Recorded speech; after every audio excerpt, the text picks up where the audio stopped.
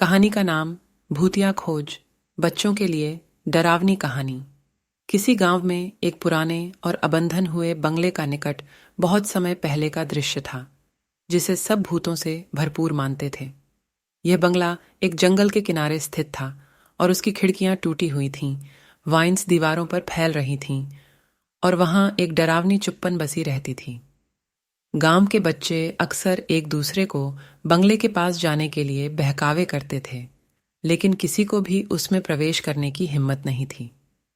इन उत्साही बच्चों में से एक लड़की थी जिसका नाम नीला था। वह डरावनी कहानियों में विश्वास नहीं करती थी।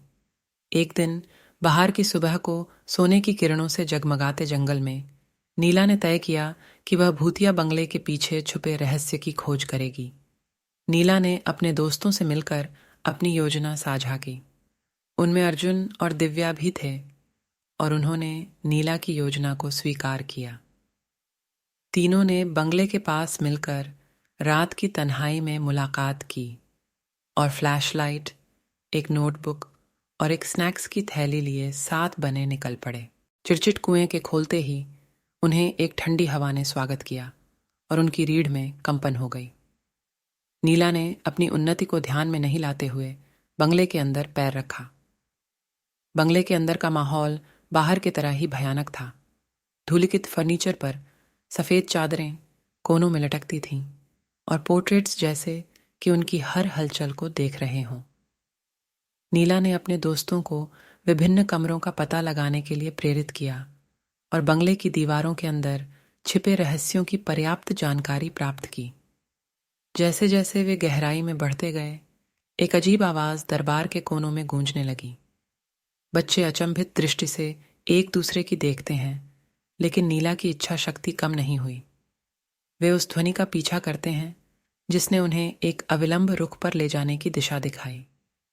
वे ध्वनि के पीछे एक कमरे में पहुंचते हैं जिसका दरवाज़ा बंद है। उनके दिलों में डर की आवाज़ होती है, लेकिन नीला की निर्णायक कदर बढ़ी थी। वे अपने बालों के कोने से खाज का जुगाड़ कर दरवाज़ा खोलते हैं और वह कमरे में प्रवेश करते हैं। कमरे में वे एक पुरानी लाइब्रेरी की ओर बढ़ते हैं, जहां पर बेतरतीब पुस्तकें बेतरतीब अंदर रखी हुई थीं। उनमें से एक पुस्तक नीला का ध्यान खींच लेती है।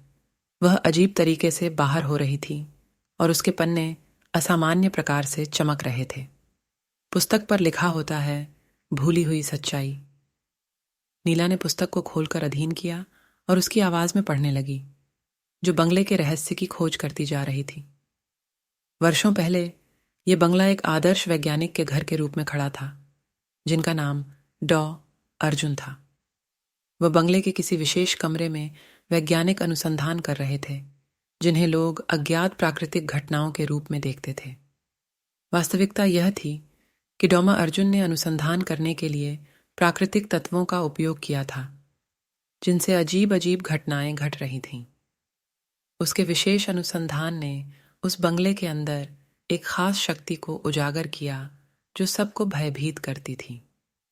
उसके परिणाम स्वरूप उसे भूतों का नाम दिया गया और बंगले के खतरनाक रूप की कहानियां फैल गईं। नीला, अर्जुन और दिव्या ने समझ लिया कि बंगला भूतों द्वारा नहीं, बल्कि डॉ अर्जुन के वैज्ञानिक अनुसंधानों द्वारा भरपूर हो गया था। उन विचित्र ध्वनियों की आवाज उसके प्रयासों की गर्माहट के रूप में बची थी। तीनों ने मिलकर गांव वालों को इस सत्य के बारे में बताने का निर्णय लिया। बच्चों की यह कठिन लड़ाई ने केवल रहस्य को ही नहीं, बल्कि उसकी सच्चाई को भी सामने लाया। गांव ने डर की जगह समझ और सहमति का स्थान बना लिया। नीला के दोस्त उसकी साहसी महत्वपूर्णता की प्रशंसा करते हैं और उसने उन्हें दिखाया कि अक्सर डरावनी कहानियों के पीछे एक वास्तविकता छिपी होती है।